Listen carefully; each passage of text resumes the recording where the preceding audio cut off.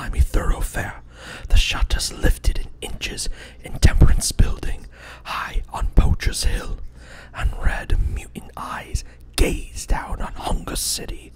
No more big wheels, fleas the size of rats sucked on rats the size of cats, and 10,000 peoploids split into small tribes, converting the highest of the sterile skyscrapers like packs of dogs assaulting the glass fronts of Love Me Avenue, ripping, re-wrapping mink and shiny silver fox, now leg warmers, family badge of sapphire and cracked emerald. Any day now, the year of the diamond dogs. This ain't rock and roll. This is genocide. Anyway, enough of that. Hello, ladies and gentlemen.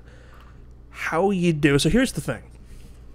Yeah. It's become Sound of Music tradition that right when we open, I make a fool of myself. Pick a song, I sing it, I bleed your ears out. I know for a fact, Rob, that some of our listeners just listen to this podcast just for me to be fucking annoying. Really? Really? No, I'm making this up. But, here's the thing. I picked that one. That was Future Legend, opening narrative spoken word track. Well done, by the way. That was very, very well done. Thank you. Good That was my monologue. cover, by the way. Good job. I picked that one because, I'll just say it right now. This is take 2 of the Diamond Dogs episode. We recorded this like a month ago. I messed up. Second time I've messed up. And the original track I made a fool of myself singing was Big Brother. But here's the thing. I went with Future Legend this time because my girlfriend's next door in the kitchen in a meeting. So I figure, well, I better not make a fool and start obnoxiously singing because she's in a meeting right now. I want to be good. So I'm surprised she would, like, if her coworkers heard that, they wouldn't even really think anything of it. It's like, oh, it's just Andy, Well, and that's true. Most of them do know me pretty well, and they do know that I'm just a damn fool. So Can I say a very small anecdote, like very quick? Please do. The other day, Rachel had to record a video for her work. Long story short, I won't get into the details of it, but basically she had to record a video for their social media page, and it was a pretty serious video about like just resources that the community can use and all this stuff. And I was downstairs watching a Godzilla movie, and there's a point in the video that she made where you can very faintly hear a Godzilla roar. And that's in the final product. and I guess what she was telling her coworker about it, she's like, "Yeah, I apologize. My husband was watching Godzilla downstairs. There's a roar." So yeah, there you go. It's not just you, is my point. Fair enough. So bottom line is both of our significant others, the moral of the story here is they picked bloody fools to be with. Essentially. Rob, it's been a while. Yes. How have you been? It's been good. I guess if one of the episodes of David Bowie got lost and we had to redo it, I'm glad it's this one because Diamond Dogs is my favorite album, and I'm like beyond prepared for this podcast, I think. It is a shame that we lost what we did because I thought it was a good podcast, but nevertheless, people, we go through painstaking effort to give you guys the quality content that you deserve, So basically what Rob is trying to say is you're welcome. Yeah. But yeah, it was unfortunate, and I have to be the one to take full responsibility for the reason why we lost our file from our first attempt recording Diamond Dogs. But you know what? It's all good. All good. It was an excuse for you, like you said. This is your favorite Bowie record.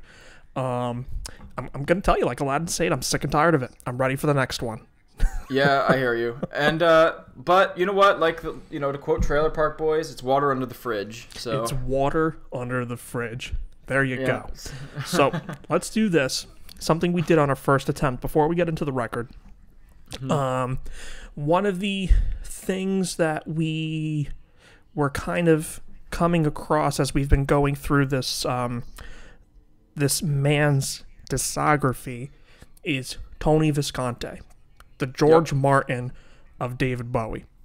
And along the way, you and I have both been a little surprised to find out certain records that he did not produce. Specifically, Aladdin Sane and Ziggy Stardust. And yeah, it sounds like he was behind the scenes a little bit on some of them, but yeah, I was also surprised to hear that he hadn't produced them. Yeah, it seems like that there was some involvement, whether it was engineering or maybe he slapped the bass or something along those lines, whatever. But no, he did not produce every Bowie record. So moving forward, so we're all on the same page and we know what to expect, who produces what. By the way, the man himself produced the record that we're talking about today. More on that in a minute. But I figured I would share with you, clear it up, what records Mr. Visconti has produced for David Bowie, excuse me, and then we'll get started. Sounds good. All right. Excuse me for constantly clearing my throat, by the way. Starting with Space Oddity, David Bowie. That was the first record that he produced minus the title track. And we talked about that, why that was on that episode. Go listen to it. Yes. He produced The Man Who Sold the World. He produced, I'm only listing studio records, by the way, Young Americans, Low, Heroes, Lodger, Scary Monsters and the Super Creeps. And then after Scary Monsters, that was it. All the way to Heathen, then Reality, the next day, Black Star. Wow. Yeah, so he wasn't as consistently in Bowie's career as I thought he was. But that being said, he did produce like some of the biggest and most important Bowie albums. For sure.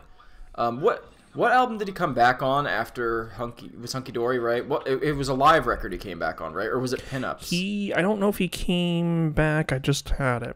I don't know if it was No, he was. Or was it David Live?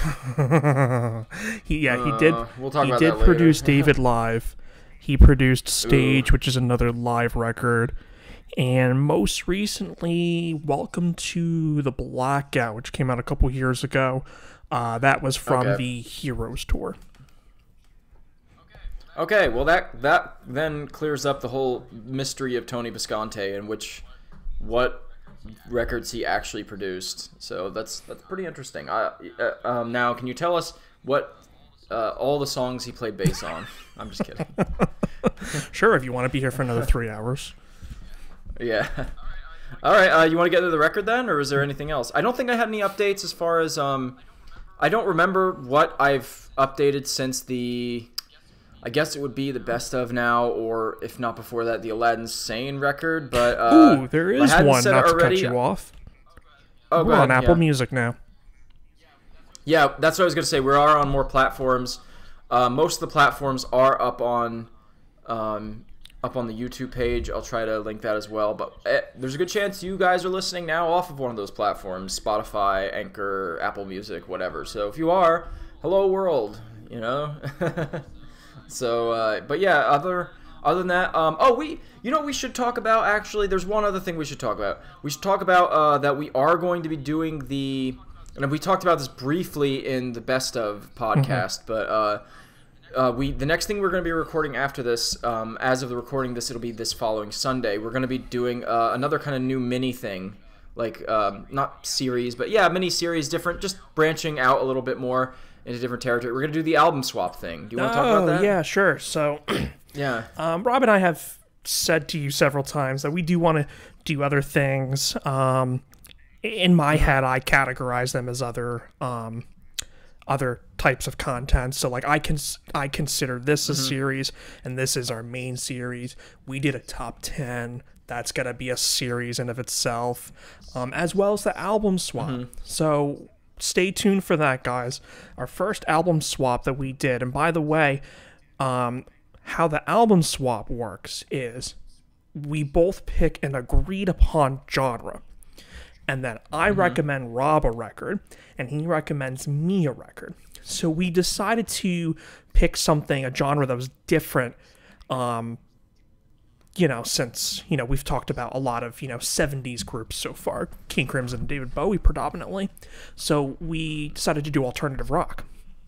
So I recommended Rob a Radiohead record. If you listen to our top 10 episode, you may recall that they're one of my top 10 favorite bands. So I recommended Rob a Radiohead record, and he recommended me a record by Canada's finest, The Tragically Hip. It's weird that they are both considered alternative and their sounds are completely different. But yeah, so that'll be one we're going to be recording, and it should be pretty interesting because I've not listened to very much of OK Computer, but now I'm finally getting really exposed to it. And you haven't listened to any of the Tragically Hip stuff, so that should be interesting. No, I have not, so I'm really looking forward to that based off of Rob and his wife's descriptions when we've talked about the group. They just sound like a band I would like for sure. In the vein of, I think you've said, of REM, groups like that, which that's right up my alley right there. So yeah, I think you'll really enjoy them. So I'm curious to see your thoughts on that. So to stay tuned for that, guys. It's hopefully going to be a lot shorter than these discography discussion series that we do, because we don't need to be as thorough and do all the research and go everything track by track.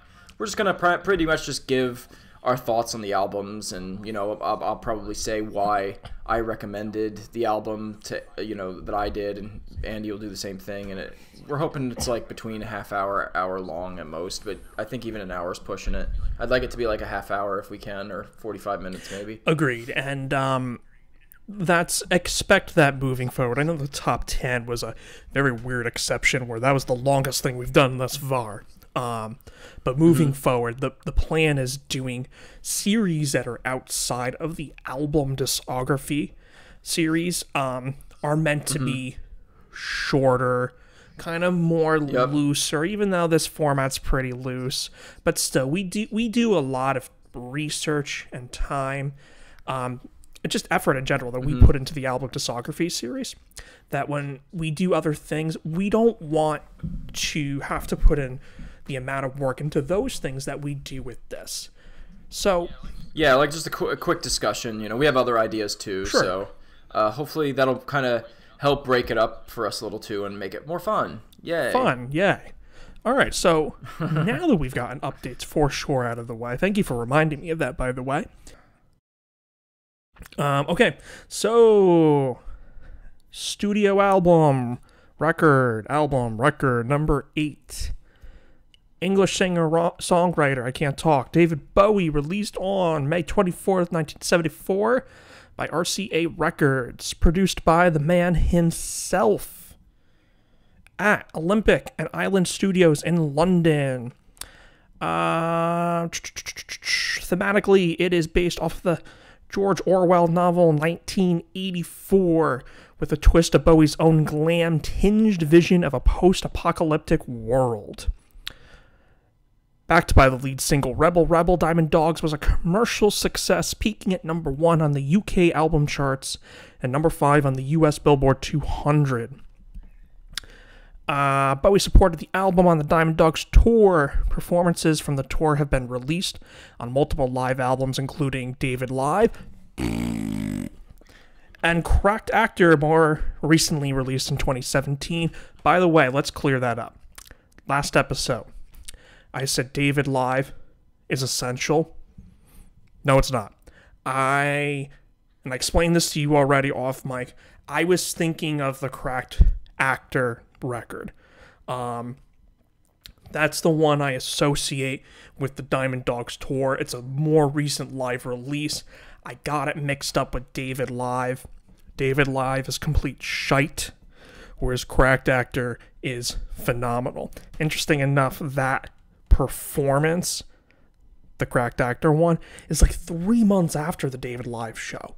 So I don't know if Bowie didn't do coke before hitting the stage that night, or maybe just got a good night's sleep. I don't know, but he's on his A game, and we'll talk about it at the end of the episode. But it might be my favorite Bowie live album, to be perfectly honest with you. Maybe it had something to do with, without going too far off topic here, but it could be one of those things where like I've heard bands talk about when they start touring, often the latter part of the tour gets a bit better where they're hitting their stride, you know, because they're getting used to a kind of a routine of doing it and performing the songs. And since they're doing the same songs every night, they're naturally going to get better and better at it. And yeah, he probably just didn't do coke that night. And that's a good point too. And I have heard some bands, excuse me, talk about that. So that could definitely play a role too, being a few months into the tour, in addition to maybe not doing coke that night. But why don't you give us the band, the players? Oh, the lineup. Okay, so of course we have. We'll get into it. Of course, we have the man, the myth, the legend himself, Mr. David Bowie, on lead and backing vocals, saxophone, Moog synthesizer, Mellotron, and funny enough, very first record and only, I think, you can correct me if I'm wrong here, where he plays all the lead guitar on the album, which is quite interesting. I believe this is the only one. Yeah, pretty sure it is too. So he does the guitars. And we have the great Mike Garson returning from Aladdin Sane on the bass guitar. And otherwise, the rest of the band is all new at this point. The Spiders from Mars lineup has disbanded. Mick Ronson and Mick Woodmansey is left, and God, who's the bass player? The bass player on the Ziggy Stardust record. Is it Trevor Bolder? No. Is that right? No. Anyway, the lineup is disbanded at this point, and so we have Herbie Flowers on bass guitar, Tony Newman on drums, Ainsley Dunsbar, who is I only know this because I'm such a huge fan. Who formerly played with Zappa, plays drums on a few tracks as well. And then a guy named Alan Parker plays guitar on just the song 1984. Go ahead, I'm sorry. Tony Visconti is involved in this one. He actually did the strings and mixed the album, and it was engineered by Keith Harwood. And David Bowie, as I said, produced it. I believe that even a good portion of this lineup changed on the Diamond Dogs tour, because I know Earl Slick debuted on the Diamond Dogs tour, who would go on to play on Young Americans and Station to Station as well.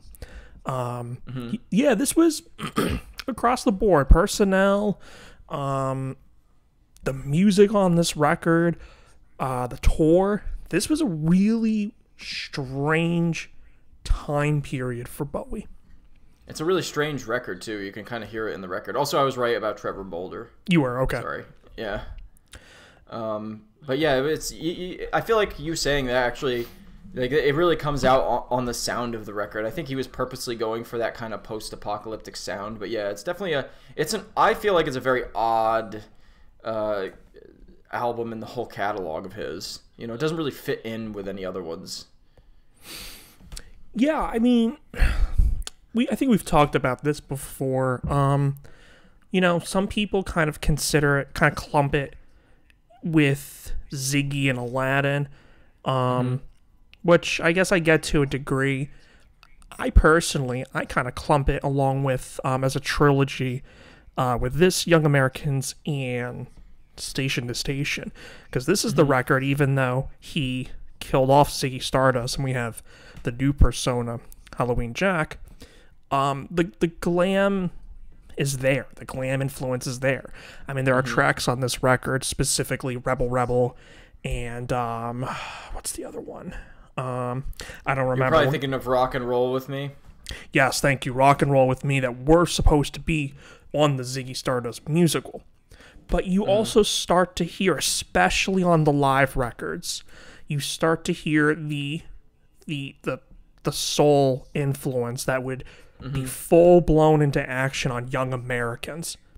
And then Station to Station is kind of like the post-funk soul record that has that, but also includes all these other crazy underground influences of the time. So I've always kind of put those three records as a trilogy in of themselves. And also, from what I have listened to of Station to Station, it's been a few years since I've heard it, but I do know quite a lot of the songs pretty well.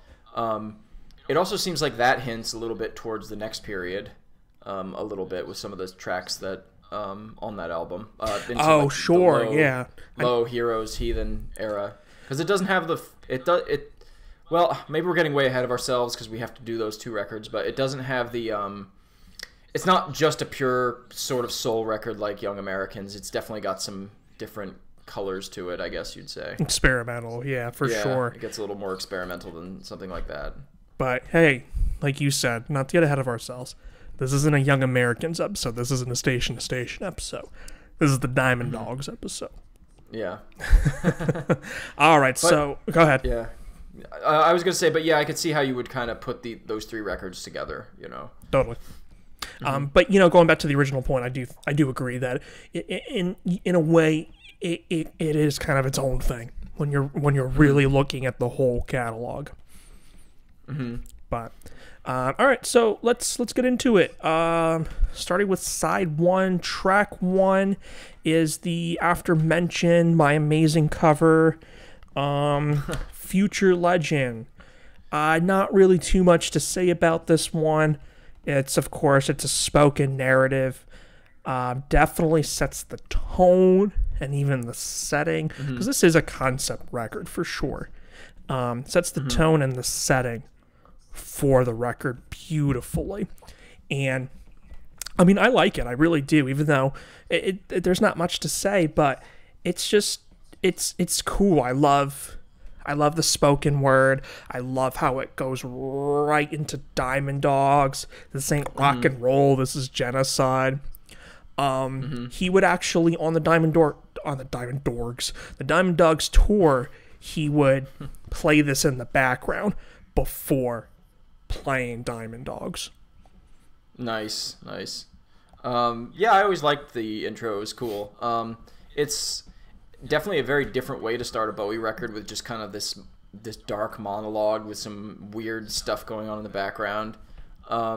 I think it fits the album really well, and like you said, really sets it up as far as like the tone of the album. Sure. Other than that, I don't really have much to say. Did you say when we originally recorded this that somebody tried to cover, or somebody actually covered that? Yeah, I have it right here. There's this group called Rancid Vat. I've never heard of them. They released a single called Bowie, and I guess this is in that. I really don't know. And then this other artist, who I'm not even attempt to say the name, did this track on a tribute album called Hero, the Main Man Records tribute to David Bowie. So yeah, I guess a couple of people have covered it. Very interesting. Interesting indeed. All right, so let's go into track 2, the title track. As we said, goes right into this song. That's Future Legends. Goes right into this song, Diamond Dogs. Interesting that this was released as a single originally. I think of the time, this would have definitely been an uncommon single to release. I mean, it's nearly 6 minutes. There's kind of a lot that goes on in the song. I think of 1974. I start to think of the rise of disco, and thinking of other singles that came out at this time. Definitely not a danceable song. But all of that aside, I love this song. We are introduced to Halloween Jack in this track. There are moments in this song that get heavy, but then you start to hear that funk sound that we were talking about that foreshadows the next record. And I feel like I make these comparisons a lot. I most certainly did it a lot on the A Lot Insane episode, but this is definitely, I hear some Stones, I hear some Stooges a little bit, but this is a song I've always loved. This is one of my favorites off the record. Yeah, I really love this track too. I was just saying you could kind of hear a Stones influence there a little bit too. I love the lyrics. This was one of those songs that was always on my best of Bowie compilation when I first got into the man, and this one always stood out to me for some reason. It's a weird track. It's like it could be if the lyrics weren't so eclectic and the length, and it was a shorter song, like it could actually be a single, but it's kind of just a little too long and just a little too weird to be, to be a kind of a hit single. So I think I see why it wasn't really a hit, but yeah, I love the song. It's one of the best tracks on the album in my opinion. Yeah, it's a cool opener, album opener for sure. I believe that, I know it wasn't the opening song for Cracked Actor, but I believe this was the opening track for David Live. I'm just pulling it up right now. No, it was 1984. Okay, never mind. Okay, I digress. Either way, on the record, I think it's a cool opener for sure. Yeah, I think it's really awesome. Like you said, I like the way that Future Legend goes into it, and it's kind of like I feel like it's sort of the dark horse of the record. And what do I mean by that? It kind of sounds different than the rest of the album, in my opinion, which is it's weird. I don't know how to describe it. Like the lyrical themes are similar, but the actual style of the music hints more, I think, towards what's coming in the next record. Yeah, for sure. It is definitely one of my favorite tracks. I kind of grown up with this song. It's one of those songs that I really loved way back in the day when I first discovered David Bowie, and yeah, the song just hasn't lost its luster to me. No, not at all. I'm looking at live versions, and it's interesting to me that it looks like after the Station to Station tour, he didn't really play this one anymore. Mm-hmm. The other thing that's interesting about this song is that, and we talked about this in what is now the Lost episode, I guess, of this. The song sounds live, but it's not. Like they add the audience effect and even just the sound of it. I don't know if they tried to record it live, like not record it in like a live live on stage or anything, but if they just tried to emulate a live sound with it the way they recorded, but it comes off that way actually. It sounds like it was recorded live, but it wasn't, I don't think. I don't know, but I wonder if the majority of this record was recorded live in the studio, because I agree. This song sounds like it could have been recorded live, but I also think even Rock and Roll With Me and Big Brother could have been recorded live too. Those two songs stand out to me as well. It's like, wow, this really sounds like, this was recorded live in a room. The whole band is there. Like you said, we could both be wrong about that, but there are a couple tracks I do feel sound like they could have been recorded live. And I haven't been able to find any information about it, so it'd be something I'd be interested to know, if I'm it actually, ever comes out. As I'm continuing to sort of just glimpse at the Wikipedia page for this song, I'm also looking at cover versions, and I'm intrigued. I'm going to have to check this out after this episode. Apparently Beck has covered Diamond Dogs, and the reason why I'm intrigued by that is, I don't know if you've heard this, but Beck recorded a really amazing cover of Sound and Vision.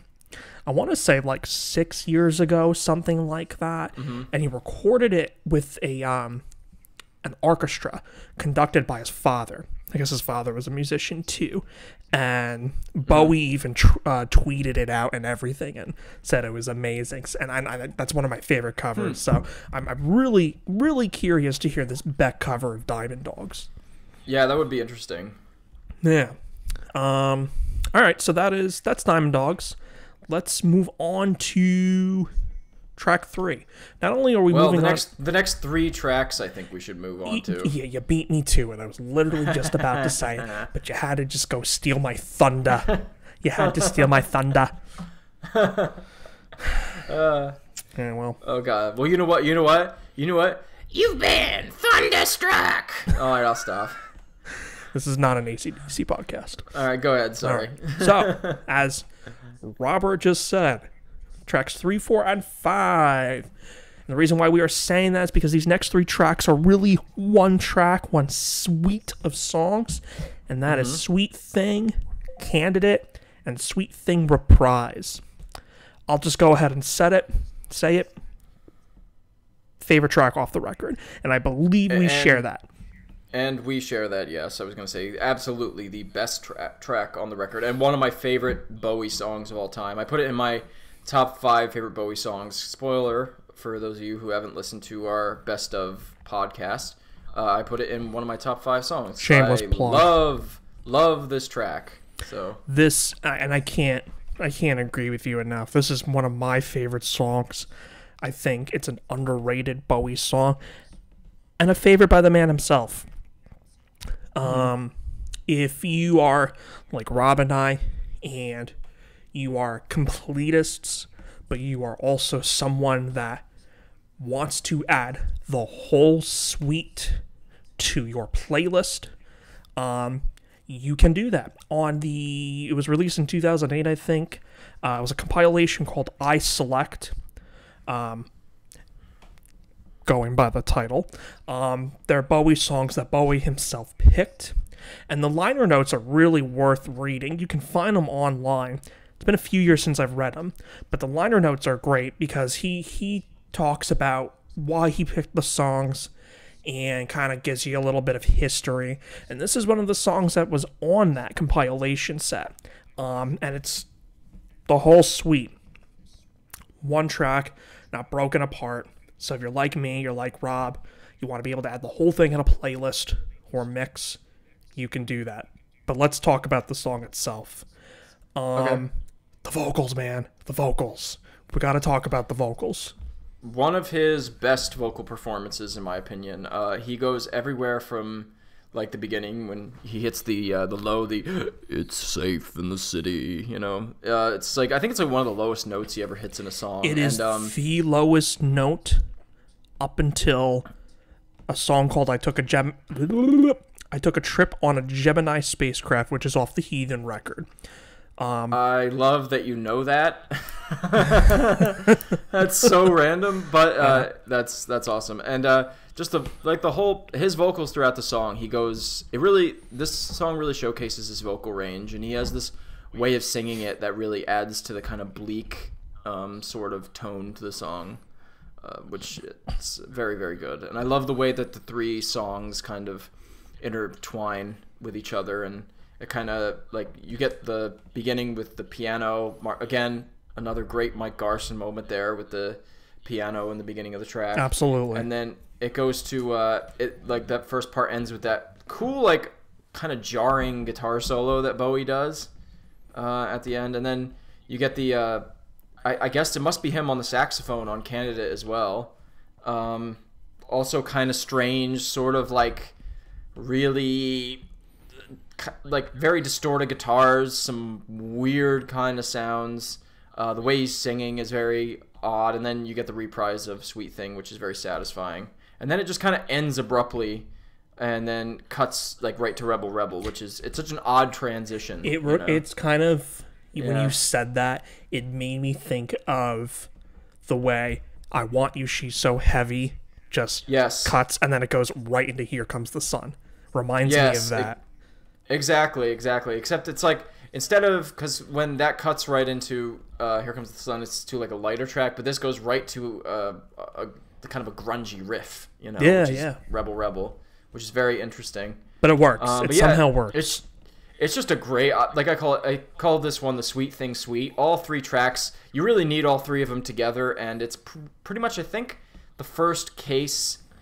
I think this is the first case of that on a Bowie record, I'm pretty sure, right? There hasn't been any songs like that in other albums up to this point. In terms of suites? Yeah, in terms of like three songs that go directly into each other, or like several I'm trying songs. to think. I don't think there is. I believe I believe you're right.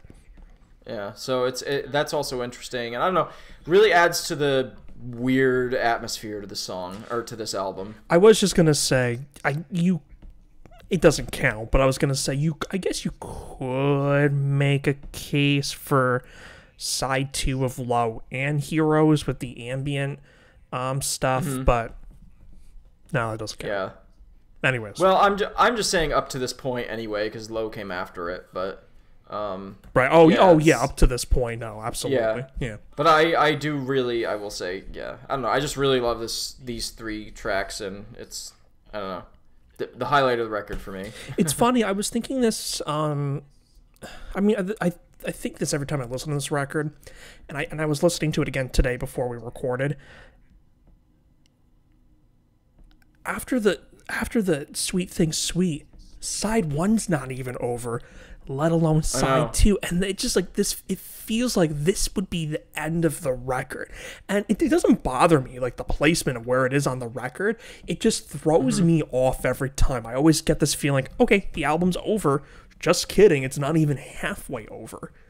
Yeah, it's weird. It is weird, but I really can't add to what you said other than just ditto. But I took over that. The song's incredible. It's epic. It's dirty, both the sound and the lyrics. It's just an incredible track. I agree. I love the cracked actor version, by the way. Yeah, that was good. But all right, let's speaking of transitions, as Rob stated, this song unabruptly goes right into the single off this album, the big single off this album, closing side 1, Rebel Rebel. Let's talk about Rebel Rebel. So this was the lead single off this record. It was released, I believe, in the UK. This was the A side, and then Queen Bitch was the B side, and then in America, the single the single was released, this was the A side, and Lady Grinning Soul was the B side. That's an interesting B side, by the way, to go kidding. With Rebel Rebel, the superior song, by the way. But yeah, I mean, we've talked about this before on other episodes. To me, at least, this is just one of those songs that everybody knows. Even if you don't know it's David Bowie, this is a song along with, I don't know, Fame, Gene Space Oddity, yeah. Space Oddity, maybe Life on Mars, Changes, that everybody knows. While not the best track, in my opinion, off the record, it's a great song. It's, again, we've got those Stone vibes. The riff specifically is that is a Keith Richards riff for sure. And he pretty much played this one for the majority of his career. There's actually, I believe it was released as a bonus track, a re-recorded version of this that was released off of Reality. Yes, it was Reality, because it would have been the 30th anniversary of Diamond Dogs. So there's a re-recorded version that he released of Rebel Rebel that's pretty good as well, actually. Not as good as the original, of course. But yeah, this was just kind of one of those songs that lived on throughout his career. I believe even when he did tours, when he wasn't playing bigger songs as much, somehow this song always kind of crept into his sets. But what are your thoughts on Rebel Rebel? I think you covered it pretty well. I'd say for me personally, this is the one song that I think I've gotten over the years. I've just heard so much that it's lost a little bit of its luster. I still think it's a great song. That riff is iconic. The lyrics themselves are very good, I think. And yeah, I don't know. I love the guitar tone in the song. I don't know what the heck he's using, like what guitar he's using, and if there's any effects on or anything. But there's something about that crunchy riff that he hasn't been able to imitate, which is why I will just say right now I don't like any live version of Rebel Rebel I've ever heard. You'll have to point me in the direction of a good version, but there's something about that guitar tone that he just can't imitate. Honestly, the best live version I've heard, and it's not him, it's Earl Slick, who rightfully should be playing that, is the Reality version. Interesting. The Reality live album, I forget what it's called off the top of my head. I also think is one of the better Bowie live records that we'll talk about way down the road, but that's a good live version. I'll check that out just to see if I like it, but yeah, I just never liked any other version of it because there's something about that guitar tone that can't be imitated. Interesting. I don't know what it is. But I do really still like the song. For a while there, it was a little overplayed for me, but it's unquestionably one of the highlights of the album, and I think ends the second or the first side pretty well. Yeah, for sure. And I can definitely understand this being a song being burnt out over, because it is one of those songs that is for sure overplayed on, classic rock radios, whatever the case may be. But it's one of those songs that could even be accidentally overplayed, just because I don't listen to the radio really, but I've just been exposed to the radio, just different. You go to the store, there's radio. The radio is usually playing, or you're at work and somebody's listening to the radio. If they're playing a classic rock station, there's a very, very good chance you're going to hear this song, And just over the years, I've heard it so much that it's still a great song. I still like it. When I'm into it, I'm into it. But it's definitely kind of lost a little of its luster just because of just being overplayed. And it's not like that's the fault of the song, because the song in itself is a great song. It's just that you got to love the radio, man. They just play everything to death, Yeah, definitely. So it's frustrating. Yeah, it is, and we could do a whole. That's an idea, actually. Doing an episode on overplayed songs. That'd be great. Or we could have the Andy and Rob rant series. But anyway, we're getting off track. But that's the point, The Andy rant series. I forgot about that. Stay tuned for that. Yeah. It's gonna happen someday. Anyways, it's funny. Before we get into side 2, it's funny because I was looking to see on the Wikipedia page if there was a list of covers for this song, and it's very odd to me that I can't find anything about artists who have covered Rebel Rebel, which is probably the most covered David Bowie song, but I was able to come across a covers list for Diamond Dogs and even Future Island. But there is a cover of Rebel Rebel that oddly enough does stand out for me, and I'm not gonna lie to you, I think it's freaking great. Madonna covered this song live shortly after Bowie passed away, and I'm not gonna lie to you, it kicked ass. It was pretty good. So check out Madonna's cover. Rebel. Maybe I'll check it out. We'll see, or not. I'll definitely check out the reality tour version before I check out the Madonna version. Yeah, definitely check out the reality live version. All right, so let's get into side 2. Rock and Roll With Me. When you rock and roll with me. I think she's done with her meeting. Anyway. I don't know. Hope she is. I'll just say it right now. I don't think it's a bad track. I really don't. But it is my least favorite off this record. Mm-hmm. But it's a cool song. I love the chorus. It's a power ballad. This was actually written by Bowie and War and Peace, who, I'm going to be honest with you, I know nothing about. So poor research on my part. I think we mentioned this earlier in the episode. This song, along with Rebel Rebel, was supposed to be on the Ziggy Stardust musical that, of course, never happened. But yeah, it's just, I would almost make the case it's a little out of place on this particular record. Something like this to me, not that I would have wanted it on that record, but sounds like it could have been maybe more on, say, Hunky Dory as opposed to this one. But other than that, that's really all I have for it. It's I guess when Bowie and War and Peace wrote the song, they had old 50s blues in mind, specifically Fats Domino and Little Richard, which the piano alone, I absolutely hear the Fats Domino and the Little Richard influence, which Little Richard, of course, was a big influence for Bowie. But, other than that, that's really all I have. I just think it's an okay track. What are your thoughts on this one?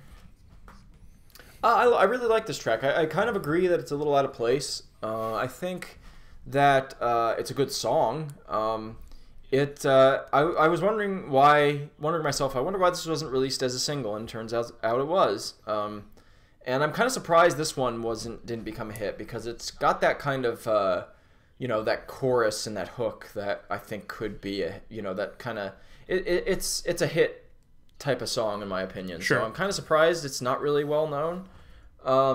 But I agree, not only just for this album, but for this side of the record, it kind of doesn't fit. But I still really like this song. I wouldn't say it's I wouldn't say it's a weak part of the record, but I would definitely agree that it doesn't necessarily fit. And it kind of has that classic. You really hear just like the kind of classic glam sound on this song. You know, it would fit right in with something like, anything off of. Well, you said it was originally going to be on, the Ziggy Stardust musical. Ziggy Stardust musical, yeah. So yeah, it would fit right in on that, I think. But yeah, it doesn't quite fit on Diamond Dogs, but I still like the track. All right, cool. So let's. Anything else to add to that?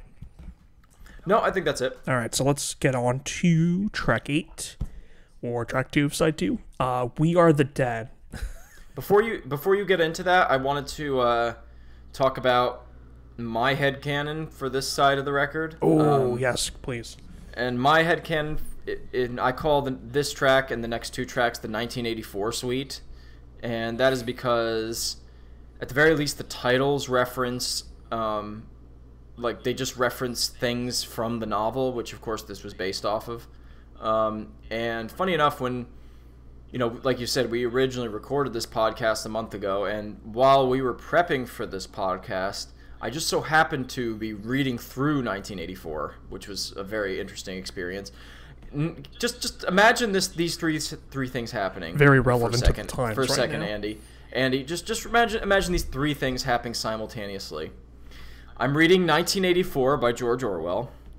I'm listening to Diamond Dogs by David Bowie. Mm-hmm. And a global pandemic is unfolding. So my brain was doing all kinds of weird things at this moment. So it was really interesting, honestly, though, that aside. It was interesting reading that novel in tandem with listening to the record a lot, because it made me appreciate these 3 songs, I think, a little more. So the song We Are the Dead is a direct quote from the book, which I never would have known had I not read it, right? And of course, 1984 is the title of the book, and Big Brother is, just the big evil sort of party that takes over the world and is in charge of everything. Everybody knows Big Brother, right? So yeah, it was really interesting listening to these tracks while reading 1984 and just kind of being able to appreciate like the lyrical themes and just how well I think Bowie did because didn't he want to do a musical or something? Or he did. So we should talk about that really quick. So that was the original intention. So he wanted to do a Ziggy Stardust musical, but he also wanted to do a 1984 musical as well. And I guess there was George Orwell, of course, had passed during this time, but I guess his wife was alive at the time, and I guess she didn't approve it, and so she was the reason why that didn't happen. So, and when we get into some of the bonus songs, we can kind of touch base on this a little more too, but there are versions of some of these tracks that would have been on this intended 1984 musical album. There's a alternate version of song 1984 that definitely has more of this like theatrical sound to it. I'm not a fan of it personally. I think We Are the Dead, so it's interesting that you consider this as the 1984 suite, and I totally think that fits, by the way. But I think We Are the Dead, that's definitely the most theatrical sounding song off this record, was intended to be on this musical, as well as Big Brother, I believe. So due to, rights and all of that jazz, it never came through. But if you do watch live footage from the Diamond Dogs tour, it's definitely not only his most production-esque performances, at least up to that point. But he does, like, he has props, he does this whole, like, it's I don't know how to describe it. It's weird. There's a live version of We Are the Dead that I watched years ago that really kind of captures how I'm trying to describe this. But it makes you wonder, what if we actually got a full-on 1984 concept album, this musical, how that could have really changed the course of Bowie's career. It really makes me wonder if we would have gotten subsequent records like Young Americans. Yeah, it's very interesting. It's kind of interesting to speculate what could have been, and it's interesting now, having read the book and being a fan of the book, seeing some of the lyrical themes, and he kind of interwove some of the themes from the book with, I think, like rock and roll and the lifestyle of rock and roll. Sure. And particularly in this song, "We Are the Dead," I hear, because I mean it's a mouthful of lyrics. He just keeps going on and on with the lyrics. And by the way, particular favorite line of the song is "I love you and your fuck me pumps." That's my favorite favorite line on the song. But yeah, you can kind of hear those themes in this song. It's very interesting. He kind of addresses the post. It's like post-apocalyptic sounding, and he's sort of addressing the excesses of rock and roll lifestyle and like kind of teenage. I catch a little bit of that teenage angst thing, as well as like just the themes of 1984 of stuff like government control and those things, and you really hear that come to fruition in that song. I think. Do, and it's such a terrifying track too. Yeah, it is. I mean, this was a song for many years I always went back and forth on. Mm-hmm. I would say I do like it. I think it's an underrated track off the record. But there are parts that are spoken word, and he's speaking, and then there's you've got the backing musicians in the background. There are parts that he's hitting these like really weird Bowie high notes. It's just everything about this song is all over the place, and that's what I love about it. Whether we're talking about the lyrics, like you said, there's definitely tons to interpret there, or the vocals, or even the production. It's all over the place, and somehow it works. It's definitely a one-of-a-kind track for sure. I think all three of these tracks are, and it's interesting because I don't think I appreciated the second side of this record as much as I did until I started listening to it again in prep for this. So, and again, just happening to, like, it wasn't planned at all. I had already started reading 1984, so just the fact that I had happened to start reading that in tandem with it just gave me a brand new perspective on it. It was pretty great. Yeah, for sure. So, all right, so let's move on to go off of Rob's headcanon. The second track off of the 1984 suite. The song 1984. This is another song I love. The only thing I will sort of critique on this song that I don't care for is what sound like, to me at least, the synths totally sound outdated. But other than that, this is a great track. I love the riff in the beginning. It's got that wah-wah guitar. I was reading that it was apparently inspired by the theme from Shaft, which totally makes sense. But this song's cool. It's kind of like Diamond Dogs in the sense that it's heavy in bits, but it's really funky in other parts. Again, I gotta give a shout out to Bowie's vocals on this, but also shout out to the guitar playing. Bowie's guitar playing on this whole record is pretty damn good. Yeah, it's very, especially since he's sort of filling the shoes of Mick Ronson. He does a really good job. Yeah, seriously. Like you said, coming off the heels of having like 3 or 4 records with Mick Ronson. Later on, we're going to get Frippo Pants on some records. Shout out to Frippo Pants. This guy's had some amazing guitar players on his record. So it's, his guitar playing's pretty good. Yeah, I would say so. I like this. I like this track a lot too. I know what you mean, the kind of disco flavor of the synths. I don't mind it, but you're right. It does sound a little outdated. But yeah, this is one of my favorite tracks on the album. It has that kind of bleak sort of sound mixed with a more upbeat kind of tempo, and it's a really good tune. I really like the vocals in it. I like the lyrics a lot. this song directly references certain things from 1984. You know, Beware the Savage Jaw of 1984, that kind of thing. And yeah, I thought this is definitely a highlight for me, I would say. I have written in my notes for this song, proto disco punk fiasco. I think you summed it up pretty well. There you have it. A proto disco punk rock fiasco. All right, so let's go on to the next track, and again, going off of Rob's headcanon, the last song off the suite, Big Brother. I mentioned in the original recording of this that this was the lost episode. The lost episode that you'll never hear.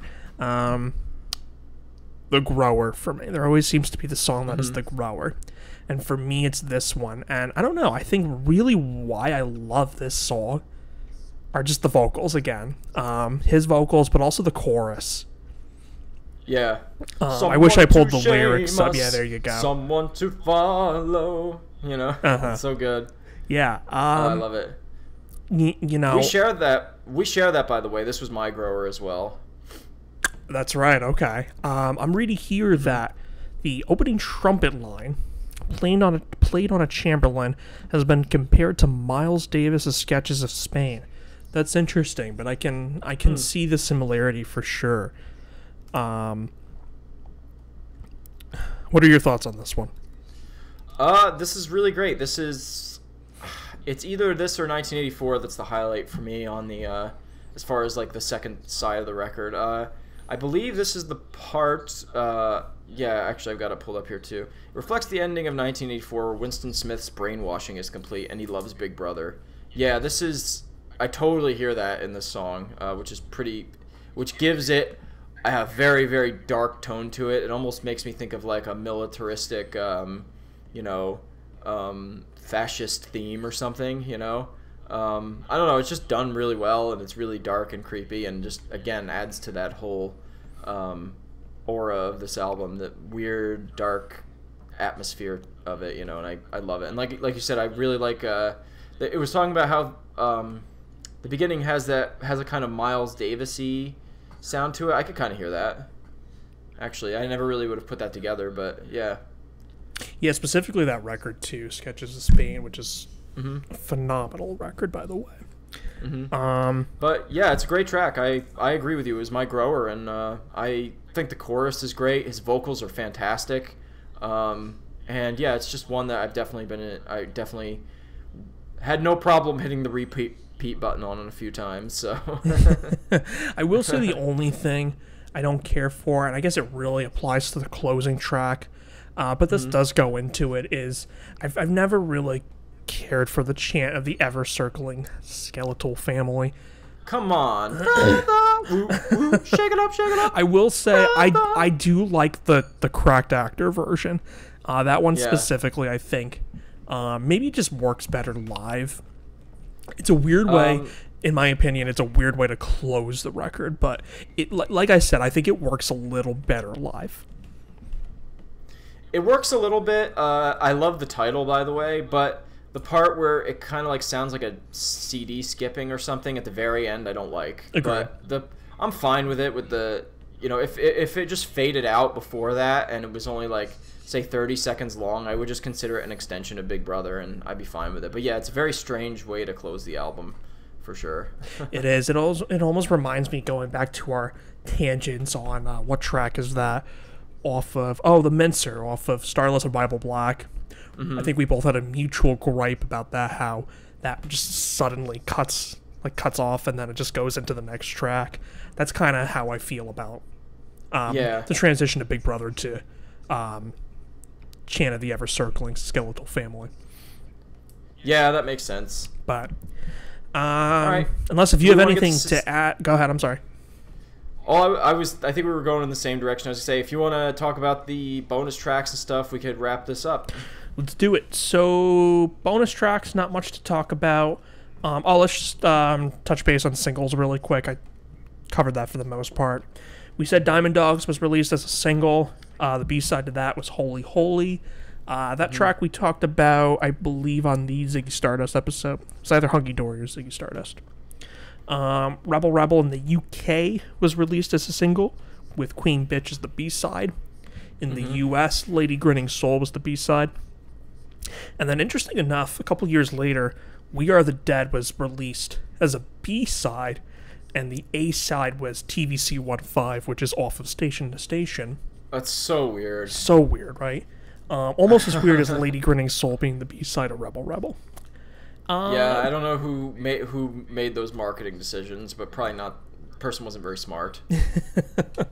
And then as far as bonus songs go, on the 1990 re-release of Diamond Dogs, the Rico disc version, there's a track called Dodo that was originally part of 1984.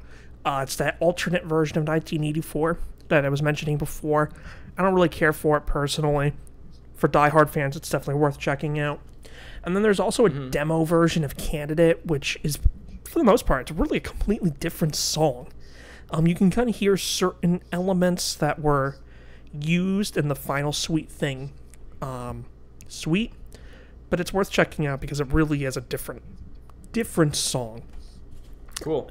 And then the 2004 edition of Diamond Dogs, you actually get that combined version of 1984 and Dodo, and then you get a cover of Bruce Springsteen's Growing Up, which was was released as a bonus track off of Pinups. I don't think it was on the original track list of Pinups.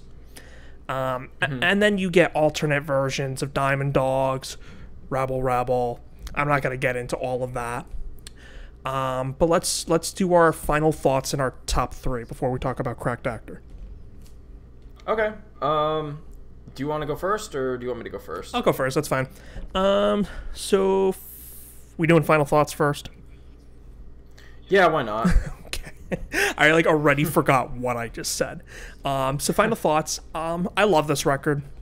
I think it literally is the underdog, I think, of this period of Bowie. I would probably still put Hunky Dory, Ziggy Stardust, and Aladdin Sane ahead of it personally. But that doesn't take away as far as how great I do think this album is. Like I said earlier in the episode, I really think I consider this in my Bowie canon one of his many transitional records. This one really foreshadows where he was going to go with Young Americans, and I would even say kind of foreshadows where he goes to Station. I hear some tracks that could have been off of Young Americans, some that could have been off of Station to Station as well. So for that, I really think this is a neat record. The highlights are freaking high, and to be quite honest with you, there really isn't any lows. I mean, even Rock and Roll With Me, it's my least favorite track. I don't think it's a bad track. There are things about it I really do like. So that's one thing this record has going for it, is there aren't any lows, and the highs are really high. The Sweet Thing Suite is, I think, not only one of the best Bowie songs, but it's one of my personal favorites as well. There's some great deep cuts on here. I would consider the title track a deep cut. I would consider a song like Big Brother a deep cut. Phenomenal track. I guess my top 3 songs would be all of Sweet Thing, then Diamond Dogs, then 1984. Wow, okay. Interesting. I'm going to essentially reflect your position, but just strongly. It's still my favorite Bowie album. It was the first studio album of his, I think, that I really, really got into. It might have been Ziggy first. I can't remember. I listened to them both around the same time. But, yeah, there's just something about this album that I really like. And like I said, having read 1984 in tandem with it while I was re-listening to the album really helped me get more into those other tracks on the second side, which was nice. So that was kind of like a rediscovery a little bit of the album for me, which was really nice. I love the bleakness of the album, the sound, how dreary and kind of, dystopian it kind of sounds. A lot of those same themes that Bowie tends to revisit over and over, but I love when he does it because he does it really well. Lyrically, some of the most interesting tracks on here, particularly stuff like Big Brother and like Sweet Thing, and even Diamond Dog's lyrics are really good. And yeah, I don't know, it's just a really good, really great, solid album. Like you said, there really isn't a weak track, with the possible exception of the Chant of the Ever-Circling Skeletal Family. But it's hard to even really be bothered too much by it, but it's like, because it's like a minute or so long.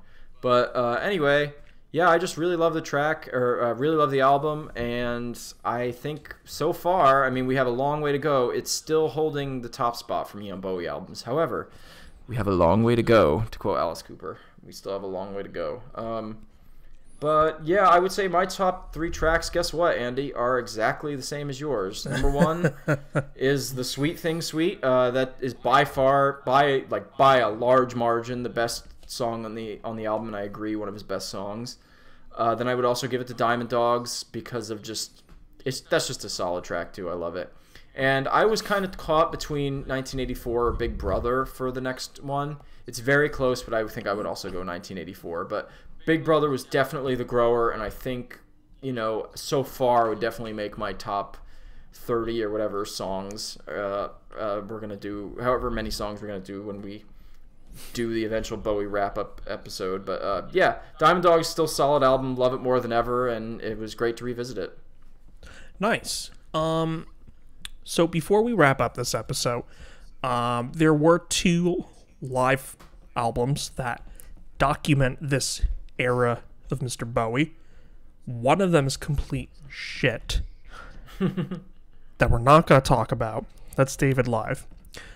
The other one is frickin' fantastic, which was released only just a few years ago. And that's Cracked Actor. Overall, what was that? All I was going to say is the track listing is very similar, because it's the same tour, right? For the most part, overall, the track listing's the same. Being that Cracked Actor was later in that tour, we do get a couple of Gouster songs. And I say Gouster, not Young Americans, and we'll talk about it more in the next episode. The Gouster was intended to be the next record. More on that next episode. But we do get, It's Gotta Be Me, which is off the Gouster, and we get John, I'm Only Dancing Again, that was intended to be on the Gouster as well. So, looking at the track list, I'll just kind of maybe we can just give a couple highlights. Okay. As to some of our favorite tracks, and then we'll wrap this thing up. I love 1984 as the opener. I think it really works. I would have really been down for Diamond Dogs to be the opener. Like I said earlier in the episode, that I think that opened up the record, and I think that would have been a cool song to open up live. But 1984 does work as a really cool opener as well. I love this version of Moon Age Daydream. It's a little slower, but it still rocks. It still kicks ass. I really think this version of Sweet Thing, Candidate, and the reprise is great. I'm not really a big fan of this Broadway version of Aladdin Sane. It's okay. It's better on this than the David Live version. I love the version of All the Young Dudes. I actually like the live version of Rock and Roll With Me better than the studio version. Live version of Diamond Dogs with Future Legend in the beginning is cool. Time. I can't believe he was able to nail this song live, especially being all coked out. This is a great version of Time live. I also really love the live version of Rock and Roll Suicide. He kind of gives it a Diamond Dogs feel. Like, this version sounds like it could have been off of Diamond Dogs. So I love this version of Rock and Roll Suicide. And then John, I'm Only Dancing Again. I've mentioned it before. So there's John, I'm Only Dancing, and then there's John, I'm Only Dancing Again. 2 different versions. I've been vocal that it's not one of my favorite Bowie songs. It's pretty popular amongst die-hard fans. I will say this is my favorite version I've heard of John, I'm Only Dancing thus far. So I do happen to really like this version of that song. overall, this is a great live record. It's one of my favorite in terms of Bowie. Bowie live albums tend to be weird. There are more interesting enough that are not good, in my opinion, than are. But this is one of the ones that I absolutely recommend and I think is essential. And ignore what I said the last episode, because I said David Live was essential. I meant this record. This was the record I was thinking just through the David Live title when thinking of this record. Definitely check out Cracked Actor, not David Live. Yeah. But I do want to hear your thoughts, because you weren't familiar with this one. Well, I didn't. I don't think my thoughts are going to be mind-blowing. I mean, I listened to David Live first, which was very much a chore. I don't know what was wrong with that night, but it just does not sound good. So really everything was an improvement, in my opinion. I think you kind of mentioned this, and I'll just sum it up by saying I think probably, and it makes sense just given the tour, that the Diamond Dogs songs kind of stand out the most, especially, like you said, Sweet Thing. I think 1984 is a great way to open it. Big Brother sounded really good. All the Young Dudes sounded great, which was also around this time as well. I agree, Aladdin Sane, I wasn't really, I don't know. The problem is the studio version of that song is so good, it's hard to, I don't know, it's hard to replicate that one live, in my opinion. I also really wasn't, like, where we might differ is I really wasn't a fan of the Moonage Daydream cover, and I think the main reason for that is I really feel the empty space that Mick Ronson has left in this song. There's just something about the way he plays guitar in it that it just feels like it's missing that a little bit, and it's also a little slowed down, which I don't really care for. Yeah, I can't really argue with that. I will say to you, it's way better than the David Live version. Oh, for sure. So it's not by no means a bad version of the song. I also agree that he nails it on time. And I also, one other like nitpicky thing again is just what I said before. I'm not really a huge fan of the version of Rebel Rebel. That'd probably be the exception as far as the Diamond Dogs songs go. Mm-hmm. But like I've told you, I've yet to find another version aside from the studio version that I really love. Sure. So I'm gonna check out that my homework from this one will be to check out that version of the Reality tour, because I really want to see if I can find a better not a better version, but a version that's comparable to the studio version. I find most of the time you don't do the homework I assign you, by the way. I try. I've done some of the homework, I'll say. I listened, for example, that stripped down acoustic version of Space Oddity song. Why can't I think it right now? Very, very good. The hell's the name of the song? I can't even think of it. The song off of Space Odyssey with with all the strings. Wild Eye Boy from from Free Cloud. Yeah, the stripped down version of that I've listened to. I did listen to Cracked Actor as you requested, so I've listened to some of the stuff. Mm-hmm. Not everything. I could be better at it, to be honest, but put me on the spot. Damn. I know. I'm sorry. Called out. I know. That's okay. It's fine. Called you out. Yeah, you were definitely right that Cracked Actor was way better than David Live, but that's not necessarily setting a high bar. That's fair. But it was very good, from what I heard. All right. So, anything else to add? I think that's it. All right, buddy. So that was Diamond Dogs.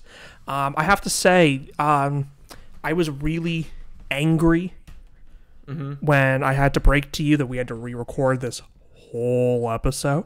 I got to tell you, though, worth it. This was a much better episode than the original Diamond Dogs episode.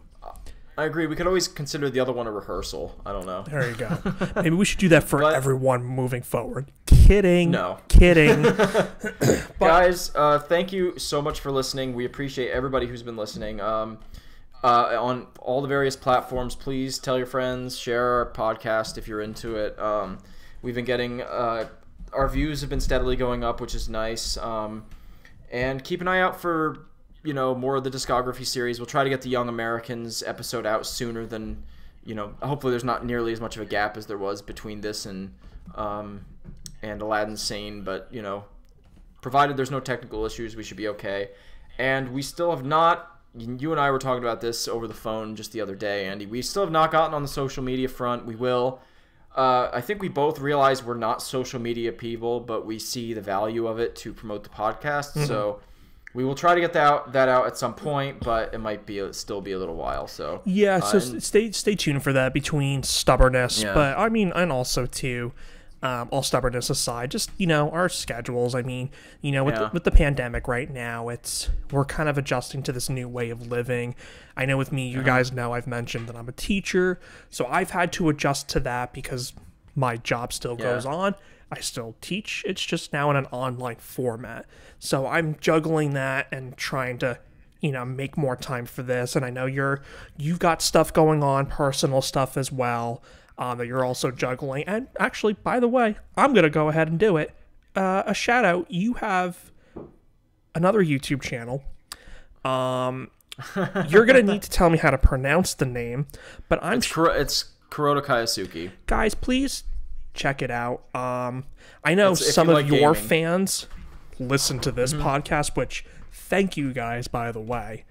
But I'm shouting out Rob's gaming channel because not only is it really cool, he does Let's Plays, he does some really cool lists, but he just recently got his channel monetized. So that's a big achievement. That's awesome. I hope to see continual growth on his channel as well as ours. But well, I'm gonna just cut you off for a second and just kind of reiterate what I told you on the phone the other day, that the success of that channel helps this channel as well, because what I'm looking to do is, now that I'm monetized and making money on the other channel, I'm looking to put it back into my channel. So yeah. That being said, I'm going to do that in the form of buying better equipment for recording and a PC for recording as well, and for I want to get a new camera, I want to get better editing software, and I just want to be able to put better quality content out. And by in tandem with that goes along with this with this podcast and our separate channel too, because now I'll have that same equipment to hopefully, as we've talked about, Andy, on YouTube, actually having video of us doing the podcast and being able to have more sophisticated software to be able to make better videos and edit more efficiently. So hopefully we'll be able to actually have just an easier time behind the scenes in getting this podcast out more frequently and getting better quality stuff and better mics and all those things. So I hope you guys look forward to that. I'm hoping to really get a PC relatively soon, and hopefully we can. I'd love to. Another thing we talked about. I'd love to do. I'd love to stream some podcast episodes once in a while. That'd be really fun to do. I would love to do that. That would be great, and we could get some live, feedback from our audience, and we could do a Q&A thing about music and all kinds of stuff. So there's lots of stuff that we want to do that I think we're actually going to be able to do as we move forward. And a part of that, practically speaking, has to do with my other channel. So I'll be certainly happy to split resources from there to here to make this podcast more robust as well. Very good. Awesome. And that's my speech. And that's his speech. But let's say sayonara, goodbye. Again, this was a great episode, and stay tuned for the album swap as well as Young Americans. Yep. And we will see you next time. See you later, alligator. After a while, crocodile. Thank All you. right. Bye, guys.